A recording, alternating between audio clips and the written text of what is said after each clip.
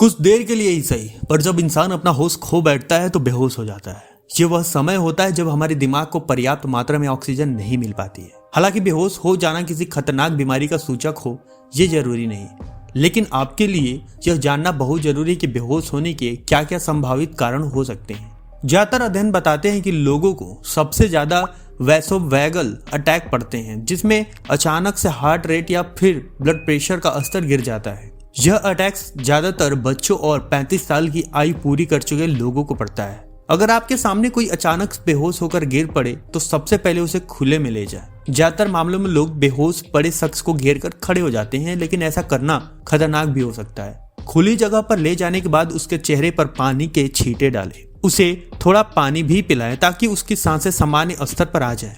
अगर इसके बावजूद मरीज को आराम न हो तो उसे तुरंत डॉक्टर के पास लेकर जाएं।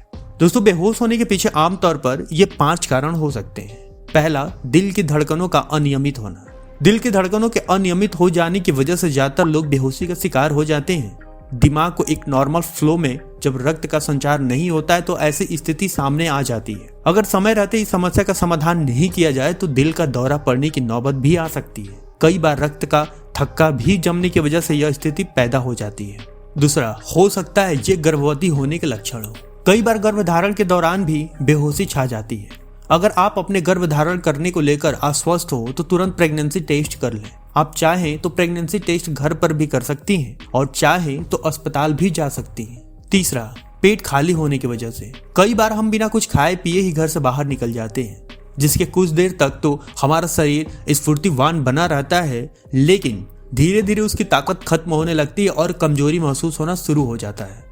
कई बार इस वजह के चलते भी चक्कर आ जाते हैं। चौथा, बहुत ज्यादा भावुक होने पर। कई बार बहुत खुशी की वजह से तो कई बार बहुत अधिक दुखी होने के कारण भी शरीर का संतुलन बिगड़ जाता है। भावुक होने की स्थिति में ब्लड प्रेशर अचानक से बढ़ जाता है और तेजी से पसीना छूटने लगता है। ऐसी स्थिति में बेहोश होने की आशंका बढ़ जाती है। पांचवा, तनाव की स्थिति भी हो सकती है खतरनाक। हाइपरटेंशन की वजह से एक ओर जहां कई तरह की बीमारियां हो जाती है, वहीं ये स्थिति बेहोशी का भी कारण बन सकती है। इसके अलावा ब्लड प्रेशर की समस्या होने की वजह से भी बेहोशी आ जाती है।